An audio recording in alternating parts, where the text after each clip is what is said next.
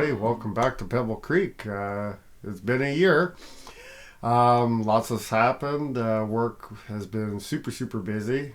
So the ship kind of got put off to the side a little bit for a bit. But I have not worked on it. So we are going to take off today exactly where we left off. No worries about that. As you can probably tell, we're in a brand new room. Tara moved downstairs, her office downstairs. Victoria's going to take over my old office, and I took over Tara's office. So we got it all painted, we got new shelving, desk work, all sorts of cool stuff. We will do a full tour video of that next. I'm just not going to include it today because today's a very special and it's a little bit longer episode today. So today's episode, we are going to be doing the catapults out of photo etch, and it's quite a lengthy process today. But we're going to do the entire thing because today a real special thing that we got going is we're going to introduce the author R.E.McDermott and the Complete Disruption trilogy. Now, I discovered Bob back in July on Facebook there, and it was a 49-hour long book to listen to. And being a truck driver, a 49-hour long book is a great thing. And the artwork, it had the ship on it and everything, so it got my attention. Now, these are apocalyptic stories, and I've never listened to an apocalyptic book before. This was my very first one. And I've now listened to a few of them now.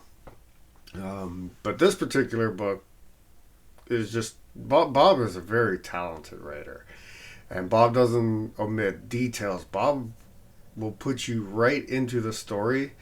Very little imagination is ever needed when you're listening to Kevin Pierce read Bob McDermott's books. Now, I'd like to add that while audiobooks are great for truck drivers because, obviously we run 70-hour weeks, they're great while you're modeling. I spend many hours at the modeling bench listening to audiobooks. So if you're looking for something that'll carry you well into a kit, check them out. They're great. So the three books in the Complete Disruption trilogy are Under a Telltale Sky, Pushback, and Promises to Keep. And I would really like to thank Bob for allowing us to have the audio footage so that we can enjoy the first couple chapters of Under a Telltale Sky. I'll read the synopsis here. So Earth reels in the aftermath of an EMP spawned by a savage solar storm. A global disaster of unprecedented proportion that leaves most of the world without electrical power or the means to restore it. Across the world, the responses of unprepared national governments are too little, too late. In the U.S., order collapses and opportunistic forces rise to fill the power vacuum.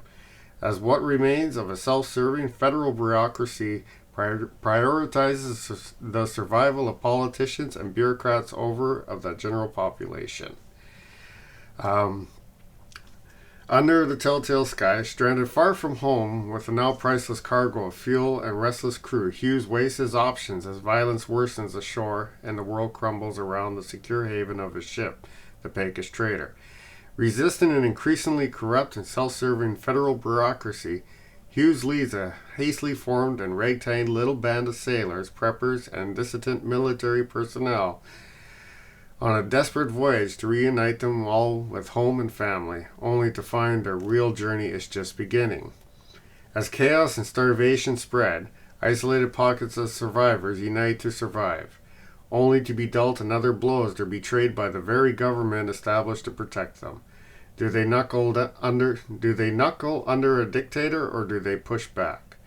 And survivor resistance stiffens as an increasingly unstable and tyrannical president vows to crush all resistance. Simon Trumbull, ex-Army Ranger and the last surviving lawmaker not under control of a corrupt president, climbs out of his hidden hollow and starts along the Appalachian Trail he has promises to keep. Well, it's a good thing Bob didn't get me to read the book. And probably put you all to sleep real quick. But anyways, this is. I just wanted to share this book with all of you, and if you're all interested, I'm going to leave the links to Amazon, both for print and for audio. Um, Please leave comments. I'm sure Bob will be reading them. Yeah, so let's dive in and let's listen to Under a Telltale Sky. Thank you.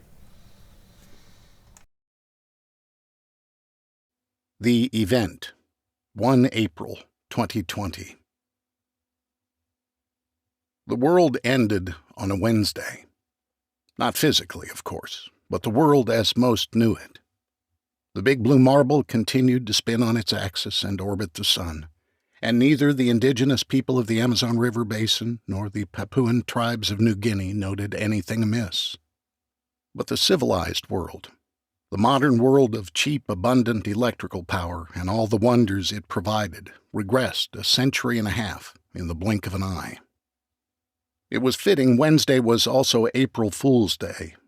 As if on cue, world governments responded foolishly, dithering over the wording of last-minute press releases on the eve of the apocalypse, sending mixed signals to an oblivious public. Don't panic, everything is under control, business as usual. Communications went down before most advisories were transmitted. A few warnings did get through, but the unfortunate timing and muted official response led many to conclude it was an elaborate April Fool's Day prank.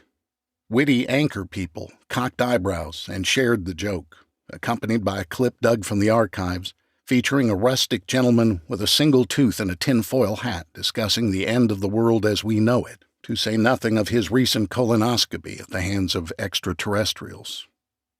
But events would prove the gentleman with dental hygiene issues and aluminum headwear to be right after all. The world would never be the same again. But what would it become? And who would rule it? An open question, it seemed. But if bureaucrats the world over had been short-sighted in regard to disaster preparation, guns and ammunition were available in abundance. They might not understand preparedness, but they certainly understood power and control. Desperate times call for desperate measures, and extraordinary circumstances produce heroes and villains in equal measure. Sometimes it's difficult to tell the difference. Chapter 1. Motor Vessel Pecos Trader, Buckeye Marine Terminal, Wilmington, North Carolina. Day 1. Impact. Dan Gowan stood bent at the waist, forearms resting on the ship's rail. The lightening eastern sky was bringing the first hints of the coming day. The terminal was a vivid contrast of light and dark shadows, as powerful dock lights reflected off enormous stark white storage tanks. He shifted a plug of tobacco from one cheek to the other and squirted tobacco juice over the rail to arc into the dark shadows between the ship and the dock. Beside him, Captain Jordan Hughes shook his head. "Damned engineers. If it's not grease, it's tobacco juice," Hughes said. "Get that nasty stuff on my nice clean deck. You're going to clean it up." Gowan looked over with a lump-cheeked grin. "Don't worry, Cap. I always hit what I aim for." The engineer straightened and glanced down the deck toward the cargo manifold. "And when we going to start pumping? We've been hooked up over 2 hours." Hughes looked at his watch. "It's just after 4. These third-shift guys won't get in too much of a hurry. I'm betting they'll drag things out to make sure they don't get stuck with the disconnect at the end of the discharge. They'll likely screw the pooch a few hours before they let us start pumping just to make sure." He shrugged. "No skin off our ass. We gave them written notice of readiness, so any delays were on them." He paused. "Besides, what's it to you? Why aren't you in your bunk sleeping instead of worrying the hell out of me about something that doesn't concern you?" "I just kept tossing and turning, figured I might as well get up." Hughes grinned. "Short-timer fever, huh? Don't worry, Chief, we'll be back in Beaumont this time next week. You'll start your vacation on time." "We better be, or Trixie's going to have my ass." Hughes cocked an eyebrow. "I thought the divorce was final." Gowan reddened. "It is, but we're trying to work some things out." Didn't you already try to reconcile a couple times already? It's complicated, Gowan said, changing the subject by nodding toward a slightly built black man approaching from the deckhouse, a backpack slung over one shoulder. Looks like Levi's headed home. Hughes turned. Levi Jenkins was a qualified member of the engine department, or QMed for short, and had been on the ship longer than anyone else except Hughes himself. Even-tempered and a hard worker, Jenkins was universally liked and generally known as a good shipmate. There was no higher accolade. "Evening, Captain, Chief," said Levi, focusing his gaze on Gowan. "Chief, if it's okay with you, Jimmy's going to cover for me today so I can go home. Already cleared it with first engineer, but he said to double-check with you before I left." "No problem, as long as your job's covered, and the first runs the engine room, so that's his call. Just make sure you get back before we sail," Gowan grinned. "But there is the usual condition." Levi grinned back. "Peanut butter or chocolate chip?" "Some of each would be nice," Gowan said. Levi laughed and nodded toward the distant parking area where they could just make out a figure leaning against the front fender of a vintage Ford pickup. "I expect Celia's already got the cookie dough mixed up." Gowan shook his head. "Now that, my friend, is outstanding. Trixie stopped picking me up at the dock about 6 months after the honeymoon, and she never showed up at 4 a.m. Levi shrugged. "We want to get through Wilmington traffic before rush hour. We don't call at Wilmington often, and when I got less than a day to spend with the family, I don't want to spend any of it tied up in traffic." "And we're keeping you," Hughes said. "So take off and enjoy your day, Levi." "But don't forget the cookies," Gowan added. "I won't. Anyway, Celia knows if she was to send me back aboard empty-handed, there might be a mutiny." Levi laughed and moved toward the gangway. Gowan called after him. "And when are you going to get rid of that old beater and get a decent truck anyway? Celia deserves more dependable transportation." "Celia's just fine with that truck," Levi called back over his shoulder, "and they don't get more reliable than Old Blue. If it ain't broke, don't fix it, Chief." "Good man," Hughes said as he watched Jenkins' departure. Gowan nodded. "Best unlicensed guy I have in the engine room. I've been bugging him forever to take the license exam, but I can't convince him. Says he's happy right where he is. He does have a few strange ideas, though," Gowan added quietly before turning back to Hughes. "Now when the hell are they going to let us start pumping?" Hughes rolled his eyes. "Soon, I hope. Otherwise I'll have to go ashore and start opening valves myself just to shut you up." An hour later, Hughes and Gowan were in the officers' mess when they heard the familiar whine of the cargo pumps. "Finally," Gowan said, checking his watch. "I thought maybe they'd all gone home. This'll put us finishing when? Mid-morning tomorrow?" Hughes nodded. "Give or take. Even with a delay, we should get out of here on the evening tide." "It won't be soon enough for—" The radio squawked. "Captain Hughes, Captain Hughes." Hughes put the mic to his mouth and pressed the transmit button. "This is Hughes. Over." "Cap, you might want to come out on deck," said the chief mate. "On my way," Hughes said, rising from his seat with Gowan close behind. They arrived on the open deck to stare in wonder. The pre-dawn sky in all directions was awash with shimmering colors, vivid greens, reds, and blues, and all shades in between, dancing across the sky from horizon to horizon. Gowan's mouth hung open. "What the hell?" It's the Northern Lights," Hughes gasped. "In friggin' North Carolina?" "I saw them once in Alaska," Hughes said. "Trust me, this is them. And enjoy them while you can. It'll be sunrise in half an hour, and they'll fade with full daylight." They stood mesmerized, soon joined by others of the crew, both working and non-watch seamen, wakened by their shipmates to see the spectacle. As Hughes predicted, the light show began to fade with the dawn. "Well, I guess the show's over," Hughes said, as the last curtain of shimmering green disappeared. "Time to get back to—" He was interrupted by a thunderous bang and a flash as a transformer on a utility pole ashore exploded, followed by more explosions in the distance along utility lines, one after another like a string of firecrackers. Lights on the dock winked out in response to the explosions, while on board Pecos Trader the hydraulic cargo pumps continued their high-pitched whine. "They've lost power ashore," said Hughes. "We have to stop pumping." Just as he spoke, the ship lost power as well, and they heard the telltale sound of the pumps winding down. Well, that takes care of the pumps, Gowan said. What the hell's going on, Chief? Hughes asked. Damned if I know, Cap, but it's not good. Go check, Hughes began. But he was already talking to Gowan's back as the engineer rushed across the deck toward the deckhouse and the engine room below, tugging an ever-present flashlight from his pocket as he ran. U.S. Highway 421, northbound. Levi Jenkins gripped the wheel tightly as they sped north on US 421. His HUD lights bored a tunnel through the darkness at ground level as a dazzling display of shimmering colors lit the upper reaches of the pre-dawn sky. It's so beautiful. Celia stared into the sky a moment longer, then turned back to him. Do you think this is really it? One of those big solar storms you've been worried about? I can't be sure, Levi said. I've never seen the northern lights, but this can't be anything else. And everything I've read says they're caused by solar activity. If we're seeing the northern lights in North Carolina, I'm thinking it's a lot of solar activity. Celia gestured to their right at the lights of Wilmington. The lights are still on. Levi shook his head.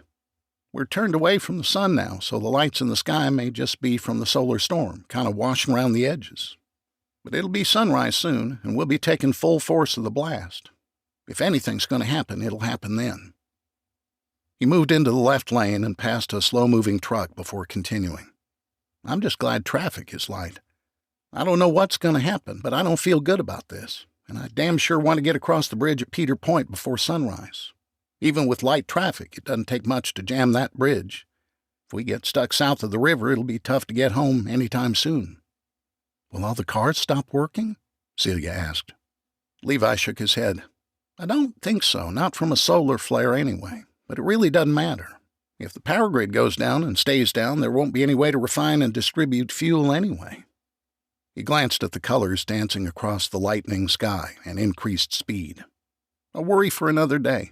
Right now, we just need to get across that bridge. Celia leaned over and looked at the speedometer. You're going 20 miles an hour over the limit now. If we get pulled over, we may not make it across the bridge at all. Calculated risk, Levi said, but eased off the accelerator a bit. 10 minutes later, they crossed the bridge. Levi heaved a relieved sigh and slowed to the posted limit as he drove northwest through a mixture of woodlands, vacant fields, and industrial development along US 17 421. It wouldn't do to get pulled over at this point. Traffic was getting heavier as he encountered the first of the morning commuters headed into work. Levi looked once again at the lightening sky. The kids with your folks? She smiled. You know they are. It was a standard ritual. Whenever Levi made port in Wilmington with an anticipated nighttime arrival, Celia arranged for their 2 children to sleep over at her parents' house next door. Thus, they were never alone when she went to collect Levi, and the adults could enjoy some private time before the kids woke up. You think your folks are up yet? Celia laughed. Are you kidding? They'll be mostly through a pot of coffee by now. Why? Better call your mama. Tell her if the lights go out to wake up the kids and start getting ready to move to the river. You think that's necessary? Shouldn't we wait a bit? We've talked about this, Celia. If we lose power after these lights in the sky, I'm thinking this is the real deal. We need to get out of harm's way while everyone else is confused. I know, but then it just seemed, I don't know, theoretical. Levi shot another look skyward. Well, we're about to find out just how theoretical it is, so you better make the call now while we still have cell service. Another 5 miles, we'll be in a dead zone. Celia nodded and dug her phone from her purse. Levi listened as she made the call. It was obvious from Celia's side of the conversation her mother wasn't particularly receptive to the idea. I know, Mom, I know. But you don't have to do it unless the power goes out. Yes, I'll tell him. Love you too. See you soon. Tell me what? Levi asked as Celia put her phone away. That she loves you, but you irritate the hell out of her, scaring everybody with all this end-of-the-world stuff, Celia said. But she's gonna do... Kaboom! Sparks cascaded into the roadway as a transformer exploded on a utility pole, followed immediately by similar explosions all along the power line in the distance. Levi flinched and jerked the wheel, inadvertently sending the old truck into a skid. He fought the truck back under control, But 200 yards ahead of them, a startled motorist veered from the northbound lane into the path of an oncoming car with a resulting thunderous crash. Similar events happened along the length of the highway, and Levi stood on the brakes to bring Old Blue to a shuddering halt at the side of the road, only a few feet away from the wreckage of the nearest collision. He and Celia jumped from the truck and rushed to help. The northbound vehicle causing the crash was older, either without an airbag or with one that failed to deploy, nor had the driver been wearing his seatbelt. He'd gone through the windshield head first and was draped across the smashed hood of the car like a bloody and boneless rag doll. There was no doubt he was dead. Levi rushed to the other mangled car where Celia was tugging frantically and unsuccessfully at the driver's side door. Inside the vehicle, 2 young women slumped in their seatbelts, deflated airbags lying across their laps. Both were dazed but conscious, and he ran around to try the passenger side door as Celia continued to jerk frantically on the driver's door. "Hurry," Celia yelled. "I smell gas." Levi's nose was assaulted by the pungent smell as he tugged at the passenger door. It was locked. "Unlock the doors," he screamed, beating on the window, but the only response from the passenger was a glassy-eyed stare. He searched the ground and spotted a fist-sized rock in the grass just off the road. It was too small to hold and use as a hammer, so he backed off and threw it at the passenger window with all his might. It produced a crack but little else, rebounding off the glass to fly out of sight into the tall grass. The gas smell was almost overpowering now. Levi weighed the chance of his finding the rock just as the woman passenger began to scream. Levi moved back to the window. "Unlock the door," he screamed, but the woman was in hysterics. Desperate now, he leaned his back against the cracked window and hammered the weakened glass with his bare elbow. It yielded on the third blow, showering the screaming passenger with glass. Levi whirled and thrust his hand through the broken window to unlock the door and jerk it open. Still screaming, the terrified and confused woman fought Levi as he attempted to unfasten her seatbelt. "Easy, easy." Levi groped one-handed for the belt buckle, fending off her attacks with the other. "You've been in a car wreck. I'm trying to get you out. Don't fight me." Finally it registered. The woman allowed Levi to help her from the car. Celia was there now, and Levi passed the woman to her. "Get her away from here and over by our truck. I'll get the driver out." "Hurry, Levi, the gas." "I know. Get out of here now." Levi dug in his pocket and handed her the truck keys. "And back the truck away from here as quick as you can." Celia started toward the truck, dragging the rescued woman along in a stumbling run. Levi dived through the passenger door to reach across the now lucid driver and unlock the driver's side door. He reached for her buckle, but she beat him to it. "I'll get your door open," Levi began, but she was already tugging at the door handle. "Jammed," she cried, and clawed her way from behind the wheel and over the center console as Levi backed out of the car to give her room. He helped her scramble out the open passenger door. "Can you walk?" Levi asked. "I can run. Which way?"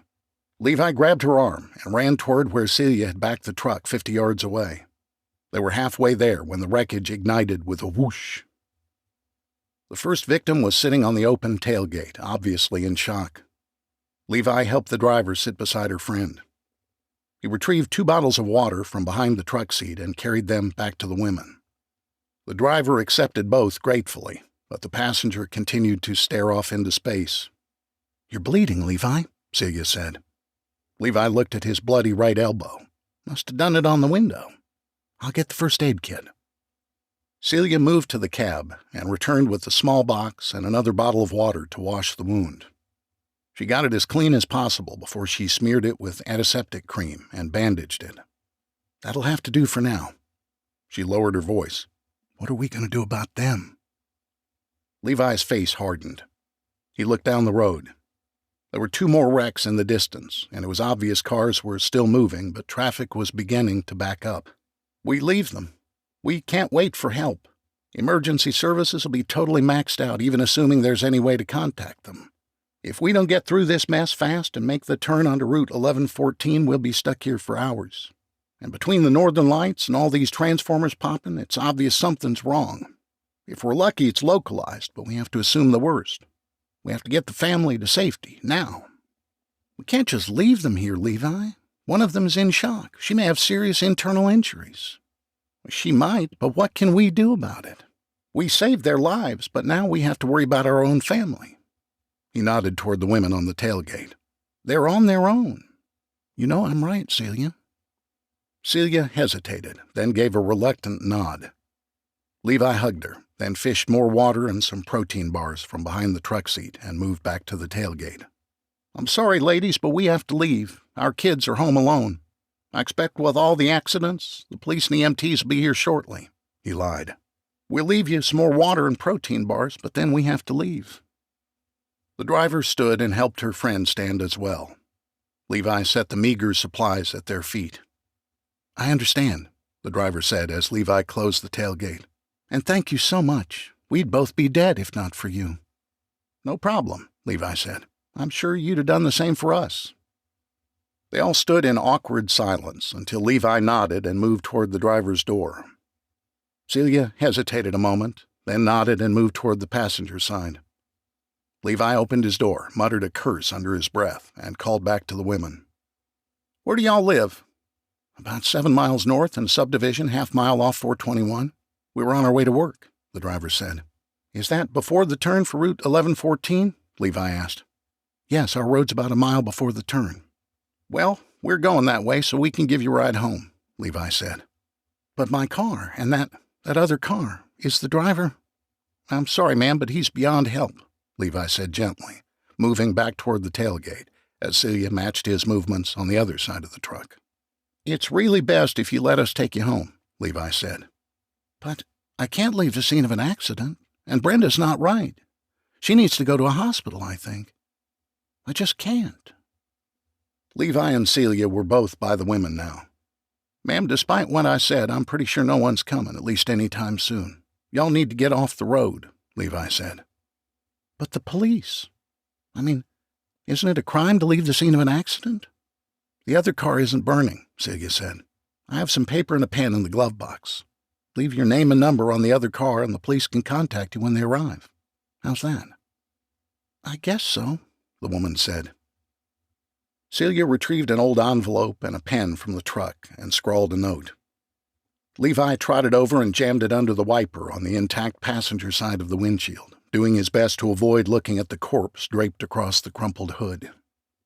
Moments later, they were all squeezed into the cab of Old Blue as Levi wound through wrecks and cars that had stopped to help. 20 minutes after that, they helped the women into the driver's house and were back on US 17 421 headed north. I'm glad we helped them, Levi, Celia said softly. It was the Christian thing to do. Levi didn't respond immediately. I'm glad we could help too, he said finally. But I expect the world's just become a crueler place, Celia, and it's likely charity, Christian or otherwise, may not have much of a place in it. And my family will survive, no matter what I have to do. Chapter 2. The White House, Situation Room, Day 3, 3 April 2020. The Honorable Theodore M. Gleason, President of the United States of America, glared down the long table at the Secretary of Energy. The man didn't meet his gaze, but continued reading, tension in his voice. Between 0500 Eastern Daylight Time on 1 April and 1700 Eastern Daylight Time yesterday, 2 April 2020, a solar storm of unprecedented magnitude released a series of massive coronal mass ejections, all of which struck Earth. The number of impacts is unknown, as the first events destroyed measuring instrumentation. Global damage is severe. The Secretary paused. A glance at the President was met with a stony stare. He quickly continued. Damage assessment of the North American power grid is ongoing, but in excess of 60% of the 2,100 high-voltage transformers are confirmed damaged beyond repair. Percentages for medium-voltage transformers are similar. Damage to millions of smaller distribution transformers to residential and commercial service drops is more difficult to assess, but sampling suggests a failure rate over 70%. Power is out across all of North and Central America.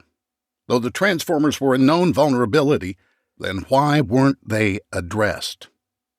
The question was quiet, for all its career-killing potential. The Secretary of Energy stalled. Excuse me, Mr. President? It's a simple question, John.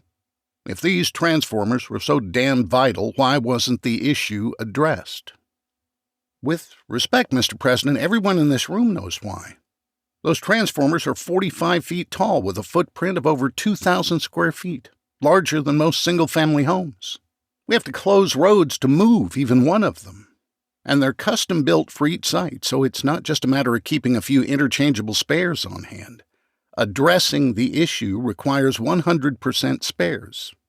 Even if the government mandated 100% spares, the private utilities would have to raise rates by 300% or more to pay for it, and neither the utility industry nor their various regulators have ever deemed rate increases of that magnitude politically feasible.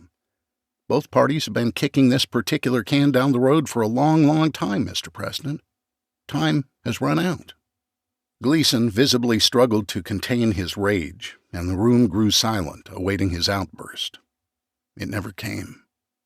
"Very well," he said. "There'll be time enough to get into causes later. What's important now is restoring power. How long are we looking at, bottom line?" The Secretary of Energy took a deep breath. "Bottom line, Mr. President? Years. Spares to recover in the short term simply don't exist, nor does the capability to produce or ship them. Most are, or I should say were, manufactured in Germany and South Korea. And even if limited manufacturing capability is restored, global demand will be tremendous. Every country that restores or develops manufacturing capability will undoubtedly restrict exports until domestic needs are met, which means we have to develop our own capability in the midst of this chaos. There are only 5 manufacturing plants in all of North America even capable of manufacturing high-voltage transformers, and 3 are in Canada. Our current, most optimistic estimate is power restoration to 40 to 50% of the U.S. within a decade." Bang! Coffee cups jumped in their saucers as Gleason slapped the table. "Unacceptable. Don't sit at this table and tell me what can't be done. Get off your ass and start finding me solutions to this problem." Gleason looked at his watch. "It's a bit after 9. We'll reconvene at 3, and I expect a plan from you for getting power back in months, not years. Is that clear?" "Yes, Mr. President," the Secretary of Energy said, stuffing papers into his briefcase. Gleason nodded at the rest of his cabinet. "All right, ladies and gentlemen, this meeting is adjourned. Be back here at 3 p.m., prepared to update us in your various areas of interest." He looked at his Chief of Staff and the Secretary of Homeland Security. "Doug, Ollie, stay back, please." The pair nodded and kept their seats while the rest of the cabinet rose and filed from the room. When the door closed behind the last to leave, Gleason turned to Oliver Crawford, Secretary of Homeland Security. "How bad is it, Ollie?" "It's bad, Mr. President. Within 48 hours, every major city in the U.S. will be ungovernable. We need to get you up to Camp David compound, and soon. The first family will go via chopper, of course, but the others will go by motorcade with armed escort. If we wait much longer, they may have to fight their way out of the city." Gleason nodded and turned to his Chief of Staff. "Okay, Doug, work with Ollie's people to start the move, but not until we finish our meetings today." Doug Juergens nodded and scribbled on a legal pad. "Mr. President, we should go ahead and get the Vice President and his group headed toward the NORAD complex in Cheyenne Mountain in accordance with the Continuity of Government plan," Crawford said. "Good idea," Gleason agreed. "How about the Mount Weather complex? Is FEMA ready to open for business?" "It'll be tight, but we can accommodate senior military, members of Congress, and their families and staff. Not all underground, but the surface complex is huge, too. We'll manage, providing we can round them all up." Gleason shot him a questioning look. "Easter recess, Mr. President. It was to start today, but there were no major votes scheduled in either house, and a lot of legislators took off last weekend. No telling where they all are now, and with comms down, they might be tough to locate." Doug Juergens nodded. "Most of them probably wanted to get some campaigning time in." Gleason snorted. "Elections? We'll be lucky to have a friggin' country in November." About that, sir," Secretary Crawford said. "Have you thought about the way forward?" Gleason's eyes narrowed. "What do you mean?" Crawford took a deep breath. "The only way I see surviving this with any sort of national government intact will likely require using the Constitution as toilet paper, something damn near impossible without a cooperative legislature." We both know there's a pretty fair chance we might not be holding elections in 7 months. If that happens, whoever shows up here and now is going to be in power a long time. We have some control now, and we'd be foolish not to use it. You're suggesting I just abandon any legislator who might present future problems? Crawford shook his head. Not at all. If a legislator is in town, we put them, their family, and staff on the bus for Mount Weather, regardless of their party or perspective. But I'm betting that will be a minority. And if they're not here or don't contact us, I see nothing wrong with restricting use of our very limited resources for finding and transporting those members of Congress we believe to be most beneficial to the country's recovery. It's all about the national interest, as dictated by us. Well, yes, sir, but I'd probably avoid that particular verb, Crawford said. Point taken. Both points taken, actually. Gleason turned to his chief of staff. Doug? Yes, Mr. President. Draw up a priority list of our favorite legislators and render all possible aid in getting them up to Mount Weather. The White House, Situation Room, 3 p.m. Gleason walked into the room, motioning his cabinet secretaries to keep their seats. They stood anyway and waited for him to settle into his own seat before they sat back down. All right, folks, Gleason said, let's get started. I want a brief, and I stress brief, overview of the situation from the viewpoint of your particular problems and challenges. Is that clear? There were nods around the table. All right, we'll start with state. Gleason gestured to a woman sitting to his right. You're up, Dot. Dorothy Suarez, Secretary of State, nodded. Thank you, Mr. President. All of our embassies have hardened backup generators and radio stations. We've heard from all of them. In brief, the global situation mirrors our own, especially in the Northern Hemisphere. Civil unrest is accelerating. Our facilities are all on high alert. Our foreign counterparts are, like us, currently assessing the way forward. Initial indications are the Southern Hemisphere may have escaped the brunt of the impact. Specifically, the southern portions of both Chile and Argentina, all of Uruguay, Paraguay, much of sub-Saharan Africa, Australia, and New Zealand are reported to have electrical power. Rio Grande do Sul, the southernmost state of Brazil, may also have escaped relatively unscathed. Threats? Gleason asked. I've consulted with both the agency and defense. She nodded toward the Secretary of Defense. Secretary Ballard will touch on that as well, but our consensus is there are no immediate foreign threats. Frankly, our biggest concern at state right now is getting our people home. Understood. Sounds like we should hear from defense next. Gleason nodded toward the Secretary of Defense. No one's in a position to launch a conventional attack, the Secretary said, and the consensus is a nuclear attack would be pointless, as we would meet it with an overwhelming response from our submarine-based nukes. However, long-term viability of our overseas bases is dependent upon the infrastructure in the host country, and that's impossible to assess. After consultation with the Joint Chiefs, our recommendation is the repatriation of U.S. military personnel by the most expeditious means, leaving behind only a skeleton force to maintain and secure the bases pending our eventual return. We can start repatriation of both military and State Department personnel and dependents via Navy ships. How about equipment? Gleason asked. The Secretary of Defense grimaced. Anything we can't fly or sail home will be at risk, Mr. President. We'll bring away all our forward-deployed tactical nukes and as much other equipment as possible, but we'll have to leave a lot. Armor, missile batteries, and other equipment will be pre-rigged with demolition charges so the stay-behind force can destroy them quickly if necessary to keep them from falling into the hands of those who might use the equipment against us. How are you going to resupply the stay-behind force? Well, the numbers will be small, Mr. President. We'll leave them enough resources for several months. We'll reassess 60 days down the road and decide whether to pull them out or resupply them. We didn't feel we could, in good conscience, abandon our entire overseas infrastructure with incomplete intelligence and 72 hours of study. Gleason nodded. It sounds like a prudent approach, so proceed. But you said use the Navy ships to start repatriation. Does that mean you don't have sufficient transport capacity? That's correct, Mr. President. Accommodation space is tight on Navy ships already, and we'll have to make multiple trips. Quite frankly, I doubt things will hold together long enough to allow that. My next suggestion was to authorize military commanders on scene to charter commercial vessels and purchase food and stores. The question then becomes payment and what to do if shipmasters or bunker suppliers refuse our offers. Gleason reflected a moment. Payment will be by voucher, guaranteed by the full faith and trust of the U.S. government. Should anyone refuse to accept vouchers, use all necessary force. Just try not to piss off anyone with nukes.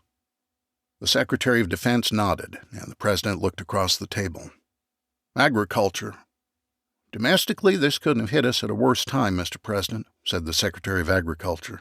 We have limited stocks of recently harvested winter wheat and barley, but less than 5% of this year's grain crop has been sown. Getting the rest of the crop in and cultivating it all is going to be tough with fuel shortages. Internationally, things look better. It's just past harvest in the southern hemisphere, and there are substantial crop surpluses in southern Latin America, southern Africa, and Australia and New Zealand. We're trying to get grain purchase contracts in place. The big unknown is cost. Gleason shook his head. I won't be gouged. Stick to Latin American stocks and buy all they have, paying in gold from our reserves, and at the market price prevailing the last day international commodity markets were open. If they won't accept that, we'll take the food by force if necessary. He looked at the Secretary of Defense. I want nuclear carrier battle groups off both coasts of South America. Any food cargoes leaving South American ports will be bound for the U.S. or no place at all. The Defense Secretary nodded, and Gleason turned back to the Secretary of State. Before we evacuate our embassies in Russia and China, have our ambassadors assure those governments we have no design on any surplus food stocks in Africa or Australia and New Zealand. Yes, Mr. President, Secretary Suarez said. Gleason nodded and turned to the Secretary of Energy. Okay, John, Gleason said, your turn, and I hope you have something better to offer than you did this morning. Yes, sir, I believe I do. He cleared his throat. While our capacity to produce electrical power remains largely intact, the lack of transformers severely limits our ability to efficiently distribute that power. The key word being efficiently. Even without the transformers, we can still use the power within a limited distance from the source. By designating certain nuclear power plants as manufacturing hubs, we'll dedicate remaining resources to converting nearby facilities to manufacture transformers. Simply put, we will bring the manufacturing facilities to the power. With nuclear, fuel supply won't be a problem. As we produce transformers, we'll rebuild the grid outward from the nuclear plants. He hesitated. Go on, Gleason said. There are significant challenges, Mr. President. Not only will such an accelerated effort require a tremendous share of our remaining labor force and industrial resources for the foreseeable future, but it'll require nationalization on an unprecedented and massive scale. The national electrical grid, all power plants, all related manufacturing facilities, as well as all private assets within a designated radius of each plant will become government property. It's never been done before, sir, and quite frankly, I question the legality. Well, the world never ended before, John, so I suppose an unprecedented disaster requires an equally unprecedented response. And starting 3 days ago, it's legal if we say it's legal. Now, how long before we get the lights back on? The Energy Secretary set his jaw. Unknown, Mr. President, and it will still be unknown even if you demand a time. I simply do not know, nor does anyone else. We'll work just as hard as possible to make this happen, but I still believe it'll be years and not months. You may replace me with someone who will tell you what you want or demand to hear, but that won't change facts. Gleason had been leaning forward in his chair, but he slowly sat back, the glare on his face dissolving. After a moment, he nodded. You're right, but I want a timetable. I'll give you 30 days to begin implementation, and then we'll reassess and set deadlines. Deadlines you will meet. Are we clear on that? Yes, Mr. President. Good, Gleason said, nodding at Oliver Crawford. Let's hear from Homeland Security. All right, Ollie, bring us up to date on the unrest. It's not good, Mr. President. The blackout overwhelmed first responders. Rioting and looting is widespread in all major cities. It's the typical blackout scenario, focusing on looting of consumer goods, but that will change. The average city has less than a week's supply of food on hand. Escalation of violence is inevitable as people begin to compete for dwindling but vital resources. Our most optimistic estimate is millions of deaths in the next 6 months from violence and other blackout-related causes. The elderly and the chronically ill requiring maintenance medication are the most vulnerable. Hunger, polluted drinking water, and disease will take the rest. There was silence around the big table, broken by the Secretary of Defense. "My God," he said, "we have to try to get ahead of this. Call out the National Guard." Gleason raised a hand to cut him off. "First, we have to fully understand our options." He turned back to Crawford. "How many millions?" "Unknown, Mr. President, but perhaps as much as half the population." The room grew quiet again. Gleason shook his head. "That can't be right. I understand violence and casualties among the at-risk population with the medical infrastructure overwhelmed, but half the population? Mass starvation? What about FEMA stockpiles? We spent a lot of taxpayer dollars on disaster preparedness. Are you telling me that bought us nothing? On the contrary, Mr. President, we're well prepared for disasters, but not an apocalyptic event. Our models call for stockpiles sufficient for 3 separate but simultaneous regional disasters, each of 30 days' duration. They further assume impacted regional populations of 25 million, since a disaster would not impact all regional inhabitants. Thus, we have supplies for 75 million people for 30 days, distributed among regional FEMA warehouses, with the bulk pre-positioned near the coasts. The military maintains its own emergency stockpile, and the figures above are for FEMA stockpiles only. However, it's likely FEMA stockpiles might be needed to support military personnel at some future point. "Sounds like a lot," Gleason said. "The population's over 330 million, Mr. President. Even supposing we could meet the enormous distribution challenges, FEMA stockpiles wouldn't last more than a week, 10 days at most. The previously mentioned stores of winter wheat and barley could help, again assuming we seize that grain in the national interest." Crawford paused. "There is no realistic scenario that sees us feeding the majority of the U.S. population long enough to harvest a crop in the fall, or even hold out until the arrival of the foreign grain shipments we've been discussing." The President looked around the room, studying the shocked faces of his cabinet secretaries. He wasn't encouraged. "All right," Gleason said. "We obviously have to give this more thought. We'll adjourn now, and I'd like you all to begin immediate implementation of the plans we've discussed so far. We'll reconvene here tomorrow at—" Doug Juergens, the Chief of Staff, cleared his throat. Gleason shot him an annoyed look. Sorry to interrupt, sir," Juergens said, "but the transfer?" "All right," Gleason said. "We'll meet tomorrow morning at 7 o'clock at Camp David." The White House, Oval Office. Same day, 6 p.m. Gleason slumped in the armchair, staring into his glass as he swirled the amber liquid. Oliver Crawford sat on the sofa across from him, sipping from his ever-present bottle of water. Gleason wondered for what must have been the 1,000th time whether or not he really trusted a man who wouldn't take an occasional drink. "How many?" "Approximately 10 million, Mr. President," Crawford replied, "not counting the military and assuming we have to sustain our civilian core group no longer than 6 months, 8 at the outside. I figured in a small contingency in case the harvest is worse than average or the foreign grain imports are inadequate." "Will that be enough?" Gleason asked. "It'll have to be. It's the most people we can keep fed, sheltered, and productive, and the absolute minimum we'll need to keep the power restoration project going forward until we get a crop in, along with government workers to administer it all," Crawford said. "What's the breakdown?" "Approximately 200,000 government administrative employees and twice that number of security personnel. Everyone else will be dedicated to either power restoration or agriculture, the bulk of them agriculture. There will be a lot of manual labor needed there." Gleason nodded and stared into his drink.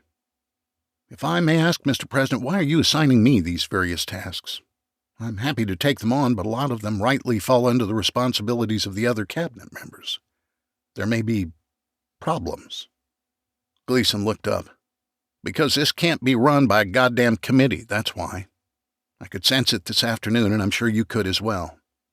We've both been reading people a long time, Ollie, and despite all the yes, Mr. Presidents, I sensed a great reluctance to make the hard choices demanded of us. You're the only one who seemed to immediately appreciate what we're up against. I need someone to help me run things." "The Vice President?" The vice president's on his way to a hole under Cheyenne Mountain, and there he'll stay." "Yes, Mr. President," Crawford said, his face impassive. Gleason drained his glass and held it out. Crawford leaned over and accepted the glass and rose and walked to the sideboard, where he replenished the president's drink. He returned and handed the drink to Gleason before resuming his seat. "Thank you, Ollie," Gleason said. "And you know I'm right. How do you think agriculture will react when he hears we're nationalizing all grain and seed stocks and all agricultural holdings and farm equipment? Or labor when she hears we're recruiting our migrant farm worker force out of the state refugee camps on a no-work, no-food basis? What's the name you came up with? The Civilian Agricultural Initiative?" Gleason snorted. "We can pretty it up all we want, but I doubt we'll fool anyone." "We're not nationalizing all land," Crawford temporized. "Only holdings larger than 500 acres. Family farmers on smaller holdings will produce fruits and vegetables on the truck gardening model. We'll even provide starter seed and fertilizer if available, as well as providing labor, and take 90% of their crop in return, which will still likely leave them more food than most people," Crawford said. "I know we could sell the whole program to Secretary Jackson." "That's the damn point, Ollie. I don't have to sell programs to anyone, especially someone who works for me. This isn't a debating society. We just don't have the time. You understand what's necessary and are on board with the program, so I'm putting you in charge. That's that. Now, what's your plan on lodging the workforce?" "My initial thoughts are to quarter the power workers on site in redevelopment zones centered on each of the nuclear plants we're bringing back online. The agricultural workforce will have to be more transient with the crop in the season. I'm thinking a dozen semi-permanent regional camps with temporary satellite camps as and when needed. We'll need perimeter security on all of them. We don't want to lose trained workers at peak labor periods." Gleason nodded. "What about the administration workers?" "Staying in the cities is a non-starter. I was thinking cruise ships may be anchored off Annapolis. There'll be self-contained offices and living quarters with plenty of amenities and a lot easier to defend at anchor. And we can move them around if we need to set up regional headquarters," Crawford said. "And what's more, they'll mostly be out of sight of the general population. There's bound to be resentment, and there's no need to advertise the fact that government workers are living in decent conditions." "Good idea," Gleason said. "Actually, a damn good idea. They should be thick out of the Florida ports and the Caribbean this time of year. Try chartering them on payment guarantees like we're doing overseas, but if that doesn't work, just seize them by force. And speaking of force, how do you think our friends in uniform are going to take all this?" Crawford didn't answer immediately, but when he did, it was obvious he'd already considered the question. "It's my greatest fear, actually. The worst-case scenario is for the military, either collectively or individually, to decide these very necessary steps are unacceptable. If we send them out to put down civil unrest, I think there's a good chance they'll turn against us. No one's going to be happy firing on starving refugees. The last thing we need is a bunch of disaffected military personnel deserting and taking their weapons and training with them," Crawford said. "What choice do we have? I can't see how any of this works without them. First, we get rid of any potential troublemakers. I'd say anyone who wants to leave, we grant an immediate discharge. Let them leave with their personal possessions and maybe a few days' rations. Not only do we lose a lot of problems, but also extend military food and water reserves, at least in the longer term. Service personnel with families on base will likely stay, and we can beef up security around the base perimeter and also take in as many dependents of remaining troops as possible. We clear a quarter-mile security perimeter around all bases, both to provide clear fields of fire and prevent refugee camps from springing up next to the bases. And finally, we have to discourage fraternization with the civilian population completely and immediately discharge any military personnel caught doing it. To the degree possible, we need to build a psychological wall between the troops and the civilian population. The civilians will grow to resent those inside the wire, and the troops will feel doubly protective of both the base and their families the base is sheltering. In 6 months, possibly less, the military will be with us completely, presuming we don't drive them away in the short term." "Well, just great, Ollie, but what do we do in the interim? Use the National Guard?" Crawford was already shaking his head. "The Guard's too close to their respective communities, and for the same reason we shouldn't let defense mobilize the reserves.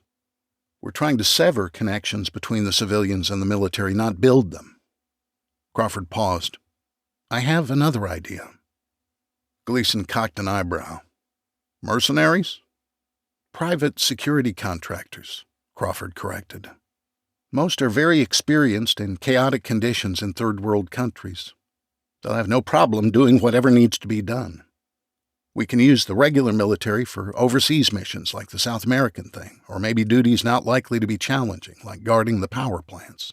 But if something looks likely to be domestic and messy, we'll use the contractors. They'll be the tip of the spear. We can't just send in armed thugs, Gleason said. They'll all be members of a FEMA Special Reaction Force, something I've been working on for a while. I can have it up and running in 48 hours. You'll have enough contractors? I'll have enough to form the backbone of the unit and get things started. They'll set the tone. Then we'll fill the unit out by selective recruitment from the regular forces, Crawford said. We'll restrict it to single individuals, and then station them in Special Reaction Force SRF units far from their regular units and in places where they have no former ties to the civilian community. They'll be isolated, and the SRF will become their home. And if they fail to adapt, we'll strip them of weapons and equipment and discharge them into the civilian population. How are you going to recruit them in the first place? Gleason asked. I can't see too many of our regular troops being eager to join a contractor force set up to keep the lid on civilian unrest. Crawford smiled. I'm going to lie, of course. Crawford glanced at his watch. It's almost time for you to be off, Mr. President. I think the chopper is going to leave when I'm ready to leave, Ollie. And there's one more thing I'd like to set in motion ASAP. Yes, Mr. President, what did I miss? Spin, Ollie. Any of our citizens who survive on their own over the next months are going to be mad as hell. So if we end up with a nation of, say, 50 or 100 million angry citizens, we have no chance of governing even if we restore electrical power. We have to make sure we give them someone other than us to hate. Crawford nodded. Makes sense, but how? By making state and local officials the face of a failed relief effort. I want your folks on the horn assuring governors and other state officials that stores are tight, but we can meet the near-term requirements and the distribution will begin immediately. Tell them we're not calling out the National Guard at the federal level because we don't want to panic the population or some such excuse. Make up something plausible. You're good at that sort of thing. Then tell state officials FEMA is going to take a secondary and supportive role and encourage the governors to call their own guard out for state service to set up state-run shelters and distribute the FEMA-supplied stores. Invite the governors and other state officials to join the appeal for calm and make sure they get plenty of airtime on the emergency broadcast system to do it. I think those guys will all jump at the chance of being heroes. So they'll own the relief effort when it goes belly up? Exactly, Gleason said. I also want you contacting all the administration-friendly news anchors and entertainment celebrities you can reach. Give them jobs at the Department of Homeland Security Public Affairs Office and find places for them and their families on those cruise ships. Got it? Crawford nodded again, impressed. You're thinking that when we need to get the word out on something, we use spokespersons the public already trusts. But what happens if they come aboard and then develop journalistic conscience? Gleason shrugged. Then we terminate their employment and evict them from their cushy new quarters. I'm sure we can arrange to establish some brigs on these cruise ships. They'll fall in line, trust me. Gleason continued. When public outrage boils over at the incompetence at the state level, FEMA will supply the worst trouble spots with a few days' supply of water and food. Package the whole affair as state and local government missteps corrected by the prompt FEMA intervention. Have our celebrity spokespersons on hand to report on FEMA saving the day via the emergency broadcast system. The narrative will be the feds were doing their best, but state and local governments screwed up. Then we refuse the state governments any access to the emergency broadcast system so they'll have no means to counter our story. It makes sense, Crawford said. People always want to focus for their anger. If we can direct it elsewhere, we're ahead of the game. This recovery effort's going to take years, Gleason said. And if we have a hope in hell of getting continued cooperation, we have to spin the inevitable famine in such a way to legitimize the federal government in the minds of the survivors. And who knows? If the governors are convincing enough, they might even help keep things calmed down a bit for a few days or so it'll be easier to start getting the rest of the programs in place. Gleason finished just as Doug Juergens stuck his head into the Oval Office. Marine One is standing by on the helipad at your pleasure, Mr. President, Jurgens said. Gleason nodded and rose. All right, Ollie, you got your work cut out for you. See you at Camp David tomorrow morning. Well, thanks for watching, everyone, and listening. I hope you enjoyed our introduction to Under a Telltale Sky. Special thanks to R.E.McDermott. He supplied the audio footage and allowed us to enjoy these two chapters. So thanks again, Bob. Please leave a comment, let Bob know what you thought, and we'll see you next time. Take care. Thank you. Bye-bye.